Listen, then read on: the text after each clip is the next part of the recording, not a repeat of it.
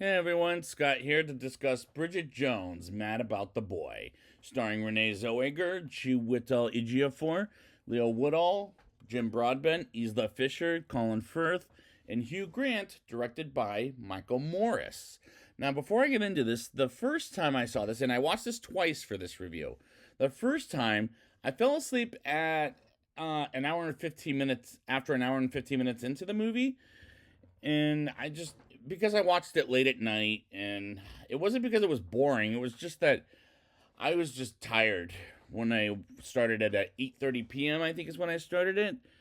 And how do I feel about it on second viewing? Well, that's what this show's for. Let's get into it. Bridget Jones, returned by Renee Zellweger, is a mother of two, as one of the kids is Mabel, who pretends a cat is her husband, and Bill Darcy, son of Mark Darcy, returned by Colin Firth, whom I'll talk about what happened to him in a minute, as they're making her crazy, as she goes to a party and needs a babysitter, and asks Daniel Cleaver, returned by Hugh Grant, to babysit her kids while he's watching a comedy show, and is rudely interrupting with Bridget calling him. And he accepts the babysitting gig, and how the fuck is he back was confusing, and what the hell happened to Mark? Well, did they get divorced? Or as we find out in the next scene, no. He was killed while on a humanitarian mission 4 years before this movie begins. And when I first heard that, my jaw hit the floor. And at first I was confused, but when they reveal what happened, my jaw again hit the floor really badly. Like, I can't believe they're doing most of the movie without Colin Firth. And thank God they don't have to have him fight and Hugh Grant fighting one another, as Bridget is depressed. As Shazar invited her to the party and gets her out of there and has a drink with her friends as well as Jude, while realizing leaving the kitchen was Bridget's big mistake. And so far the dialogue is cringeworthy to a point I can't believe I'm watching a part 4 of an R-rated romantic comedy. Daniel tells Bridget how the kids were while she was gone, and they did some things that no kid should ever do at a young age in general, nor is he not the best babysitter. And after seeing Hugh Grant in that movie Heretic recently, as well as some of the Guy Ritchie stuff, I did recently, and the man can act despite I'm not a big fan of his, but he was good in what little he has to do here. While Bridget puts the kids to sleep while they were already in bed, and at one point she sees Mark in her vision and goes downstairs and try to watch Netflix, but she can't while she visions other people in the same room as her. And I'm thinking, is she imagining people in the same room as her while her father Colin, returned by Jim Broadbent, has passed away, while her mother Pam, returned by Gemma Jones, takes a picture of Bridget and her father before his surgery, before his death, and starts a new diary. And was it necessary to bring back Jim Broadbent and Gemma Jones in this movie? As it wasn't necessary, but they had to bring Colin Firth back because, hell, he can sure use the word nowadays. And Hugh Grant was just in Heretic, as he was teasing to return into this movie last time. But at the end of the day, I didn't mind following Bridget in her new journey as a single mother. Bridget gets up for the day and gets the kids to school, as Mabel asks every single man if they're going to be her new daddy, while they see a neighbor named Rebecca, played briefly by Isla Fisher, and her two kids, as she comes off like a bitch to her kids. And when they go to school, they see Mr. Wallaker, played by Chiwetel Ejiofor from 12 Years a Slave, as he whistles and yells at the kids to get to school, while Bridget takes Mabel to her appointment with Dr. Rawlings, returned by Emma Thompson. While she was the worst thing in the last movie, she's minimized here as well, while she and a little girl ask why is she wearing pajamas, as the little girl, the way she asked did come off a little rude to me, while Mabel bangs on the pot as she wants to watch SpongeBob on the TV while Billy is playing Super Mario the video game on Nintendo Switch. As Bridget goes furious while the kids are arguing left to right, and Miranda comes to the house doing an interview on the TV as she puts Bridget on Tinder, and the dialogue is fine, but could be improved as the movie goes on, as the kids are annoying in this movie, in my opinion. Bridget takes the kids to the park with Miranda, who gets a match on Tinder, and they go without Miranda, and they get there and climb a tree, and at one point, Mr. Wallaker shows up as well as a park police named Rockster, played by Leo Woodall, who's an actor I'm not too familiar with, as he hasn't been in much, and helps Bridget and her children down the tree. And their chemistry is cute, as that was the best thing about the movie, in my opinion. And I like Bridget and Rockster as characters. And Bridget takes the kids to school, and at one point, Mabel drops things that are inappropriate for school, as Bridget thinks about going back to work for television. And one of the parents tells Bridget about a nanny named Chloe while going to a meeting to get back to work, and gets in an elevator where you say what floor to go to, and gets to floor 3. As she learns about it, she learns it like right away after somebody goes in the elevator with her, and gets back to work for her boss from the previous 3 movies, Richard, as a producer. And this movie is awkward, but at the same time, I'm not having a bad time with it, as this is a comfortable sequel, unlike the last 2 movies. Bridget meets with Chloe and hires her while going back to work as a television producer, and she's got a match on Tinder, which happens to be Rockster. And they talk nonstop and have themselves a romance, and it's really beautiful to see their relationship in this movie, as she awkwardly believes a cashier at a restaurant flirts with her by going out for a drink, when the drink came with the combo deal with her food at the restaurant where she was at. And she goes on a date with Rockster, as she buys condoms while Mr. Wallaker is behind her, and the cashier at the store says the product's name rather fucking awkwardly, and I'm thinking, don't say what it is out loud, as it's so inappropriate, and try some dresses with Shazzer being there, and she goes on a date. And this movie is a little too long, and I have to confess, I fell asleep after the first hour and 15 minutes, like I said in the beginning of the show, because I started this late at night on Peacock. Yes, it's available on Peacock, if anybody doesn't know that. And I learned some things while asleep, and I saw a little bit of the second half. Just a little bit, not too much, like glimpses. But I could have edited down as they lie about their age.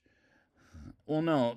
Actually, Bridget has to be in her 50s, while Rockster comes off as like a 30-year-old or something like that. Or no, 20-something. I forget. But anyways, if I were guessing correctly, and he looks way too young to be dating a woman in her 50s, as that was grossing me out, while we learn about his age later. Well, no, we don't. They have sexual intercourse after their date night, and she's happy people know she had sex, and she looks at it, and the cinematography was fine, but the dialogue was awkwardly weird. And while watching the movie the second time for the show, I realized I'm not a fan of the series, as Rockster comes by the house and delivers Bridget chocolates, as she shuts the door at first, but she ends up going out with him, and there were some good shots in this movie, I'll give it that. And Rockster gets to know the kids, and Bridget takes the kids to school, and Mr. Wallaker gets Bridget to talk in his classroom. And boy, oh boy, was this a ridiculous scene, as the awkward scenes got more and more ridiculous, as I was cringing so damn loudly. Oh my God.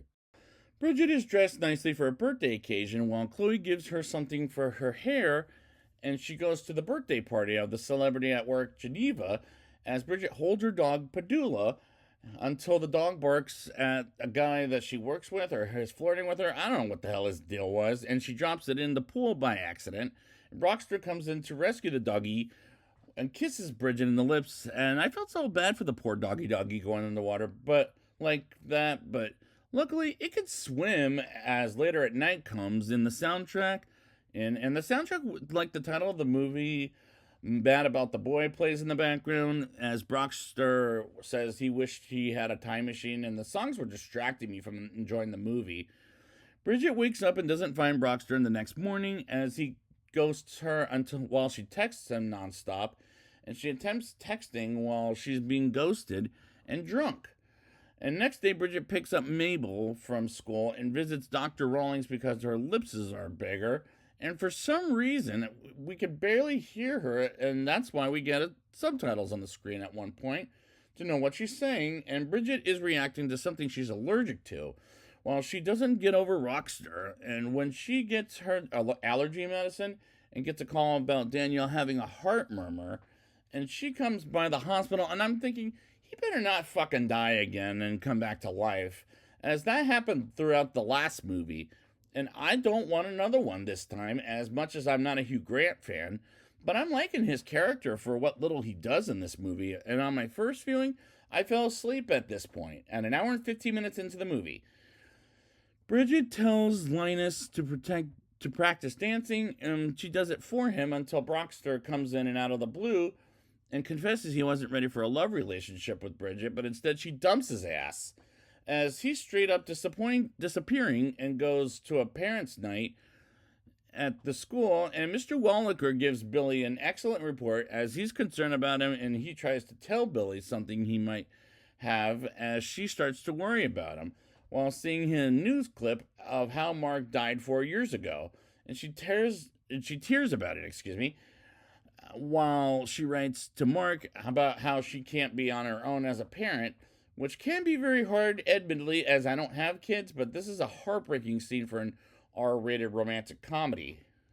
Bridget takes the kids to the cemetery where Mark is buried, as they let the balloons for him go into the sky and walk away, and she realizes she loves her children, and she goes with Billy's classmates to a field trip on an adventure with a few of the parents into different groups of children, while Bridget pairs up with Mr. Wallaker's group of kids, and it starts to rain and takes the kids to a place where it's not wet, as Bridget gets some firewood as they use it for the marshmallows, and eventually gets the kids to sleep, and she and Mr. Wallaker have a nice chat until Billy comes out and asks if he ends up forgetting about his father when he doesn't want to, as Mr. Wallaker tells him he's everywhere in the sky. And I like the way this kid actor portrays how much he misses his father, as it works for this movie in particular. Bridget, Chloe, and Mabel go to Billy's concert for Mr. Wallaker, as Billy sings a song about how he's willing to do anything for his mother and father, despite he's in heaven. And at the end of it, the rest of his classmates, sing with him. And everybody loves it that Bridget imagines Mark is there in the audience, as she believes it was magic, as she and Mr. Wallaker tells Mr. Wallaker that, and he's a great influence to Billy, and I get the impression Mr. Wallaker is in love with Bridget, and they go to a bar for some drinks while the kids are there, and Mr. Wallaker is almost inside, but he wanted to walk away, while he was going to discuss about how he has a thing for Bridget. And she kisses him, and I knew she was going to end up with him as we're getting near the end of the movie. Mr. Wallaker tells Bridget to call him Scott. Funny thing is my name. And 1 year later, they have a New Year's party where Danielle trains her kids to make an alcoholic beverage, as Danielle has an abandoned son who's 16 years old, and they celebrate a new year where Mr. Wallaker plays the piano while the kids are having fun with one another. And the party does eventually finish as they see a white owl outside of the house in the tree house. And Bridget has a hard time taking off her dress until Mr. Wallaker helps her out. And we get stuff going on during the credits as we get photos from the previous movies. And the climax was comfortable, but how comfortable was it? Let's get to the rating. I'll give this movie a 5.3 out of 10. Second best of the series so far, despite I'm not a big fan of the series, as the script for each movie needed some fixing. For the last time, I'm not a fan of the R-rated raunchy humor kind of bullshit movie, but I like the characters of Bridget and Rockster, as their chemistry was cute, and I was going along with it. But he was the best character in this whole movie, as his age did creep me out, hooking up with a 50-year-old woman like Renee Zellweger, as I'm guessing. And Hugh Grant is fine in this movie after coming off successful in Heretic. And the movie is very awkward, as Lord knows the script needed a little bit of fixing, as the whole series does, in my opinion. The cinematography is fine, but despite there were some good shots, as the dialogue was awkwardly weird. And the more awkward it got, the more this movie got ridiculous after a while, to a point it was very cringeworthy. And the soundtrack was distracting for me, distracting me from enjoying the movie. But at the end of the day, I wasn't having a bad time with this movie, but I was having an okay time with it. But at the same time, it was a little predictable, as I knew Bridget was going to end up with Mr. Wallaker on both viewings of this movie. And I'm giving this movie a recommendation if you're a fan of the series, as this will be comfortable for you. And I have been comfortable with this. And the first one is a mild recommendation, as this is going to be a weak recommendation. And I'm not, like I said, I'm not a fan of the series, but the first one the first one's the one that matters for damn sure, and this is probably second best. So I'd like to thank you guys for joining me for this Bridget Jones retrospective. And until then, and until we ever get another one, dear diary,